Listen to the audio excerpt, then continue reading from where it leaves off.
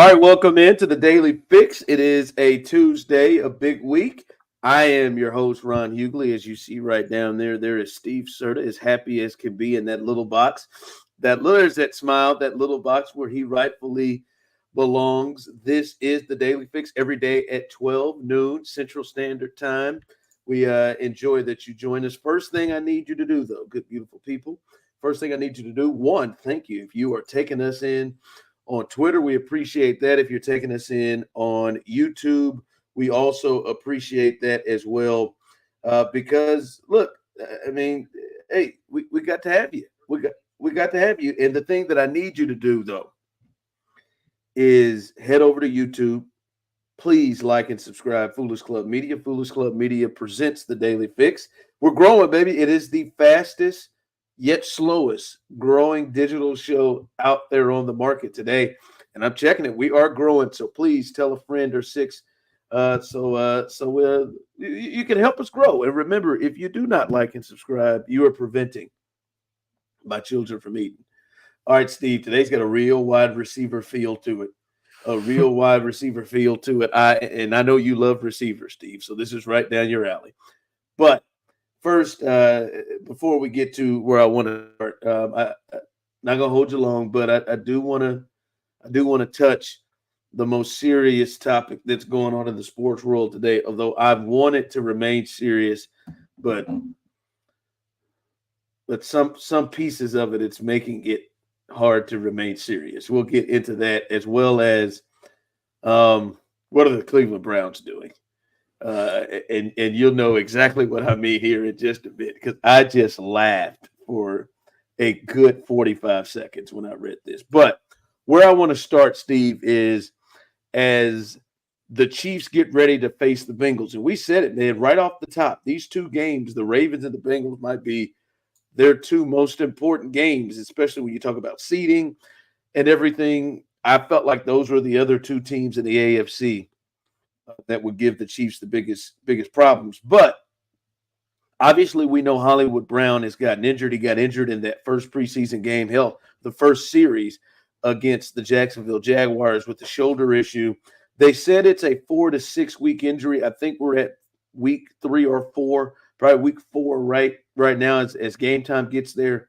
But according to Andy Reid, he was non-committal on Hollywood Brown being able to play on Sunday against the Bengals, saying that he's getting close. He told Steve's friend Pete Sweeney that they're getting close. He's getting close to potentially coming back. And Steve, I don't know where you are on this. For me, I don't want to see him. I want to see him. Trust that. I want to see him. I was salivating the entire time watching the Ravens game, thinking to myself, they're dealing with Justin Watson and Juju right now on the outside. This would be another major threat that they've got to deal with, that they will have to fear going over their heads, taking a slant, going whatever. And this is going to be crazy. Reverses everything that Worthy does, he's capable of doing, and that's on each side or sometimes lined together. So I am really intrigued and excited to see what this will look like, but it's a bigger thing, right? I think this offense can withstand the Bengals and especially their pass defense and be able to still make hay. It's about Hollywood Brown being completely healthy. He shouldn't come back until he's 100%. If that's week 3, week 4, that's it. So I want to see him, but I don't.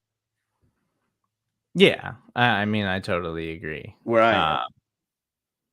Yeah, like I totally agree with you. There's no reason to rush him back. It's early in the season, and the Chiefs' offense already looked good enough. Like, I think that he adds a different element to this thing, and it makes things even more dangerous for them. But there's no reason to rush it back. They're good enough right now to win week 2 against the Bengals. They're good enough right now to win their first 4 games, I think, without Hollywood Brown in the lineup. And then they get that much more devastating once they add him back into the mix. I don't think there's any reason to rush him back. And I would be shocked if he's available in any way this week. Should be 100%. He doesn't need to be back 85, 95, 100%. That's when we should see. You calling him Marquise or Hollywood? I'm trying to figure out. he told the media early in training camp that he prefers Hollywood. So I call him Hollywood. Call him Wood or Wood. Let's call him Hollywood. It's funny, actually, when Wood. you search his images, if you search Marquise Brown, they're all old Cardinals images. But then if you search Hollywood Brown, you start to get some Chiefs images. Wood Brown. I like that. Oh, Wood Brown in the building, baby. That's what I'm talking about. Speaking of wide receivers, I saw this report come up, Steve, and this done it for me. I don't know about y'all, but this done it for me. Sources say former Chiefs wide receiver and short-term running back Kadarius Toney is signing with the Browns, giving Cleveland another playmaker.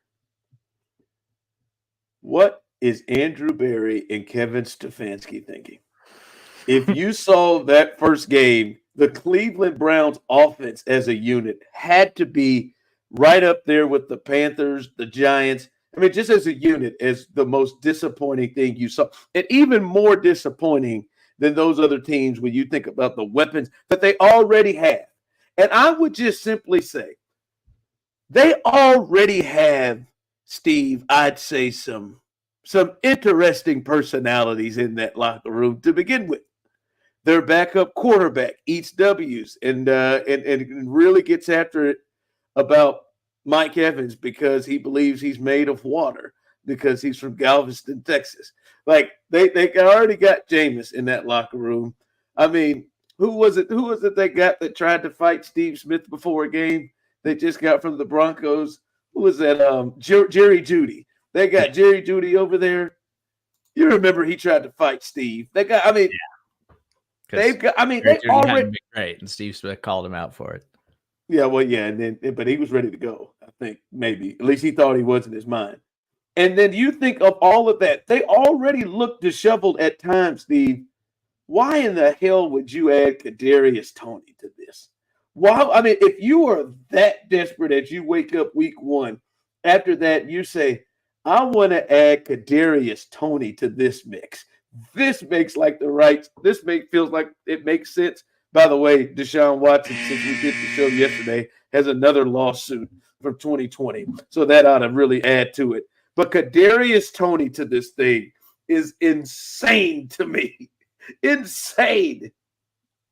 It's the Browns are just an awful organization with some of the worst ownership in the NFL, and now their hands are tied because they owe Deshaun Watson too much money and he looks like a totally washed up player. I feel bad for Kevin Stefanski because I think he's actually a good coach. But the Browns are going absolutely nowhere and they're not a team that anybody should be worried about. Did Kev sign off for Kadarius? That's why I don't feel bad for him.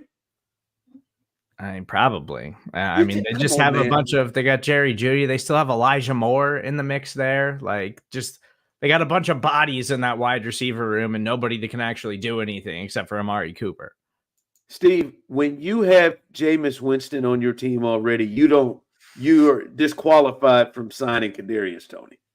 Like, when you already have, could you imagine the conversations those two are having that, backing up on the bench, sitting down in the locker room?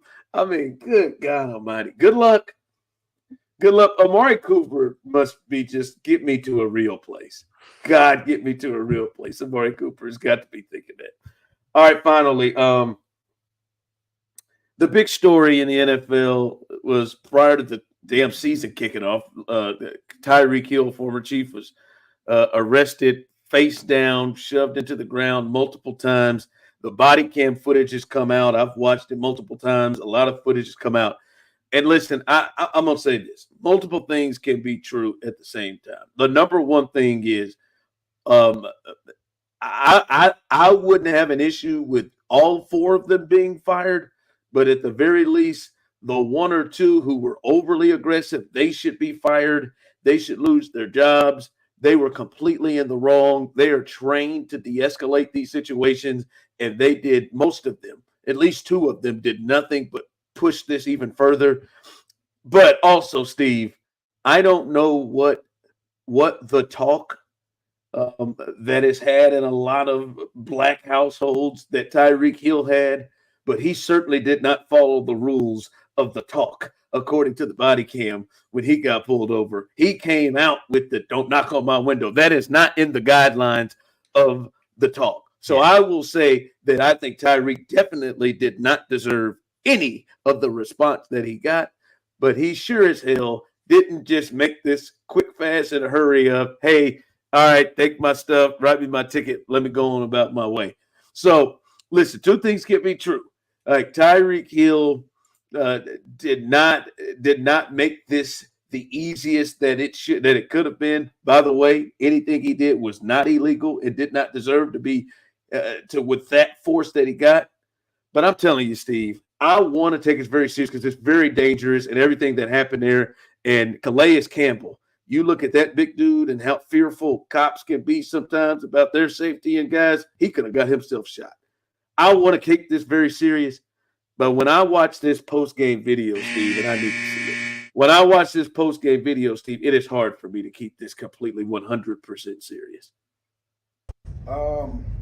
Right now, so I've been trying to figure that out too. Man. Right now, I'm still trying to put it all together. So I'm not gonna give you a version that I still don't know what happened. You know what I'm saying? But I do want to be able to use this platform to say, like, what if I wasn't Tyreek Hill, bro? Like, worst case scenario, because it's crazy. Like, I want to be a cop one day. I got a state trooper, had all that, so I got a lot of respect for cops, man. But obviously, Steve, stop it, Steve. Now, look, Tyreek, listen, that is a tough situation that you didn't deserve what happened to you, but you don't want to be no damn cop. You don't want to be no damn police officer. And don't try to sell us with it, Steve, by saying I've got a state trooper hat as the reason why I'm letting you know that I want to be a cop. I am certain, Steve, the way we met Tyreek, that he is absolutely he is disqualified for being a police officer for starters of how we met Tyreek and why Tyreek dropped to the 5th round. But good and hell well, you don't want to be no dick. I just don't believe Tyreek is sitting around, God, when this thing is over, I'm going to get me a badge and I'm going to get through that training and I am going to protect and serve. I just don't get the sense of that, Steve. I just don't. Tyreek has also said he wants to do porn when he retires and that he's going to retire as soon as his contract is up in Miami. So I think Tyreek just says things. I don't think there's a ton of thought put into everything that he puts out into the world. Do you think, because Drew Rosenhaus was saying it too, do you think it just hit both of them? Like, how did that become a talking point that Tyreek wants to be a future police officer? How did it become a talking point between him and Drew Rosenhaus? Hi, Mom. Happy anniversary, Courtney.